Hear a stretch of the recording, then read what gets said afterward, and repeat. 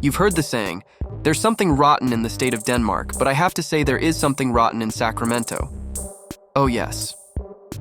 So they fired Mike Brown. Coaches always get fired, but this one hit a little differently, and here's why. Let's review what took place, shall we, and let's see if we can figure out where it all went wrong. Let me see if I've got this right. The Sacramento Kings hired Mike Brown as head coach. At the time of his hiring, he had already won 3 championships with the Warriors, coaching staff. When Mike Brown came along, that was when the organization seemed to come to light. I mean literally. Remember this? Light the beam. Light the beam, they said. I don't know about you, but before Mike Brown was head coach of the Sacramento Kings, I didn't even know they had a beam to light, did you? He did so well that year that for the first time, as far as I know, they actually lit the beam. Well, of course they were defeated by Steph Curry and the Warriors, and he let them know what he thought about their lighting of the beam. But hey, that's Steph. They even gave Mike Brown the Coach of the Year award. And now, they've fired him after giving him a contract extension? If you're confused, join the rest of us. Here's what I think the straw was that may have broken the camel's back. The Kings are number 12 in the West this season. The Kings are 13 and 18. There were rumors that De'Aaron Fox was unhappy with the direction the team was headed in, hence why acquiring DeMar DeRozan was supposed to help. De'Aaron Fox is up for a contract extension.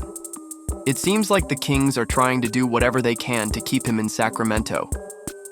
At this point, I have more questions than answers. But before I ask you these questions, let's look at the last game Mike Brown coached before he was fired. Let's break down this play. At first, the Kings were up, but toward the end of the fourth quarter, everything came down to this 4-point play by Jaden Ivey. Watch this. With 3.1 seconds left on the clock, Jaden gets the ball in the corner and De'Aaron Fox fouls him at the 3-point line. Jaden not only made the shot, but he also made the free throw and completed the 4-point play that gave the Detroit Pistons the win. It was a tough loss. Here's what Mike Brown said after the game. Jaden shouldn't have had an opportunity to even shoot a 3 because we told our guys, first of all, if somebody catches and their back's to the basket, foul them. And they dribbled for 8 seconds and we didn't foul them. So that's the first thing. But the second thing is, if you're up 3, you gotta guard your man at the 3-point line, and there should be no closeout opportunity. No closeout opportunity. We told them that they know the only thing that can hurt us is a 3. And I need to go back and watch the film to see exactly where Fox was, but there was no reason for there to be a hard closeout. He called De'Aaron Fox out. Was he wrong? Should he have done that in private instead of at the podium?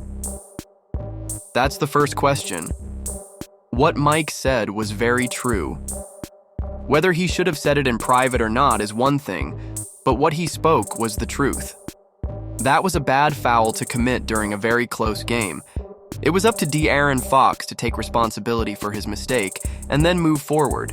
But here's what he said when asked about the play. De'Aaron, what did you see on the final play with the corner 3 from Jaden Ivey there?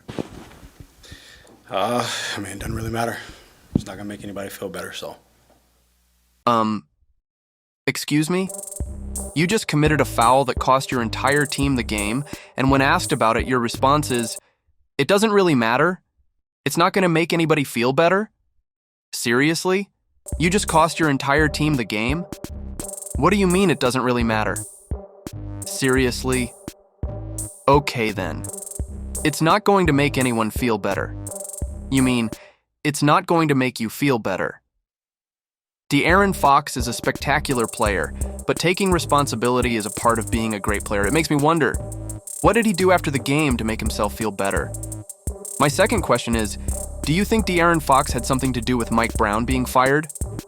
Once again, this is a question, not an accusation.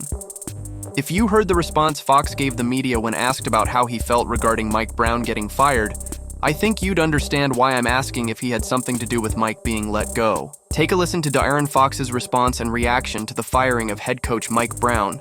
Your reaction to this last 24 hours? It was surprising. I found out a minute before everybody else did. So, how's it landed with you and with this team?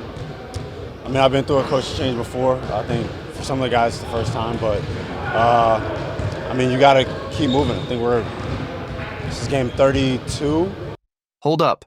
Did you hear that? Let me play that for you again. You got to keep moving. I think this is game 32. Did you hear what he just said? You gotta keep moving. He did not seem to mourn one bit, not even for a second. And here's the most insulting part about his interview. Take a listen. What was the plane ride like? What was it like being there and finding it out, and you all kind of wondering what was going to happen there? So we left a little bit later because things have to happen. After figuring out who the next head coach is and things of that nature. But Doug addressed us before we took off, and after that, the plane ride was normal. I went to sleep. Wow. After that, he went to sleep. I don't know how else he could have been more clear about his feelings on the matter. It seems to me like he just didn't care and was satisfied with the decision to let Mike go. As a player, like when something happens like this, any pressure or guilt you feel when something big happens? Like Pressure or guilt? Like when something gets fired, do you feel like from a player standpoint? Obviously, we all know the job that we have. You can be traded at any point, released, cut, fired, whatever it may be. I wouldn't use the word guilt. Why would you use the word guilt? That's usually a word used for people who feel bad about something, and it's clear that Fox is just fine. So fine that he went to sleep after hearing the news. Wow. That's interesting. Take a listen to Coach Mike Malone, who actually showed some kind of concern for Mike Brown. Here's what Mike Malone had to say about it. As an NBA head coach, ultimately, you're going to get to blame. When they win, it's going to go to Sabonis and Fox, and when you lose, it's going to go to Mike Brown. That's the way it works. And two, who he works for. So I'm not surprised that Mike Brown got fired because I got fired by the same person. And what really pissed me off about it was the fact that they lost last night. 5th game in a row, I believe. Tough loss, fouling a jump shooter. They had practiced this morning. He does his post-game media, and he's in his car going to the airport to fly to LA, and they call him on the phone, no class, no balls. That's what I'll say about that. That's cold. He was on his way to the airport to go coach his team, and you fire him while he's about to travel. Something smells bad here. Now take a listen to Steve Kerr, who's a longtime friend of Mike Brown. I'm very disappointed to hear the news. Mike is a great friend, great coach. I've talked to him, and we all kind of know this is the nature of the business, but it just seems so shocking when a guy is the unanimous coach of the year, a year and a half ago. And when you think about where that franchise was before Mike got there, and where they've been the last couple years, the job that he and his staff have done, it's just really shocking, and I know they've been in a tough spell. But this is the NBA, we all go through tough spells. Now, let's go back to De'Aaron Fox. You got to keep moving. Do you notice a difference? Is it just me? Or does it seem like he wanted the Kings to get rid of Mike Brown? Something is rotten here.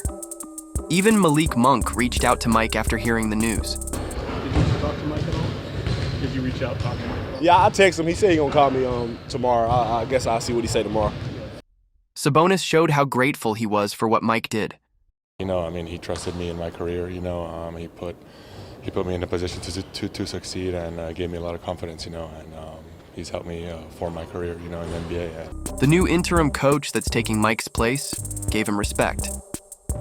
All except for the player who cost them the game. Just a reminder, before Mike Brown became the coach for the Kings, they hadn't been to the playoffs for about 16 or 17 years. And for 17 years, this crowd has been waiting for a game, a playoff game in this arena. Talk about being ungrateful. I find it unsettling when players seem to accept praise but can't accept tough criticism.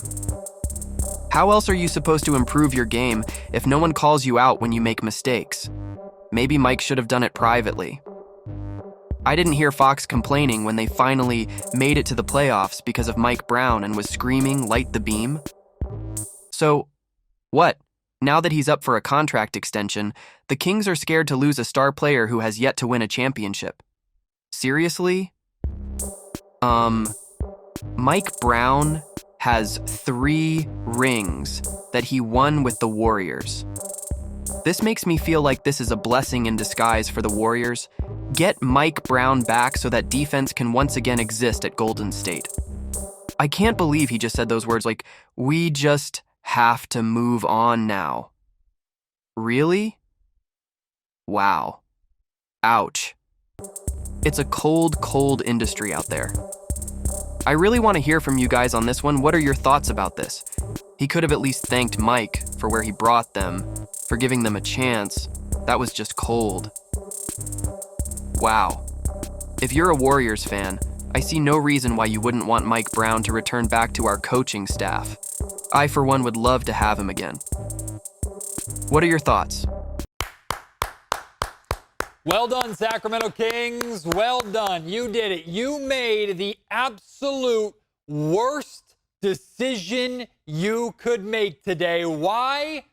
Because it was easy. Mike Brown's your fall guy. Congratulations. You just fired the only successful head coach you've had in nearly 2 decades. Welcome back to basketball hell, everybody.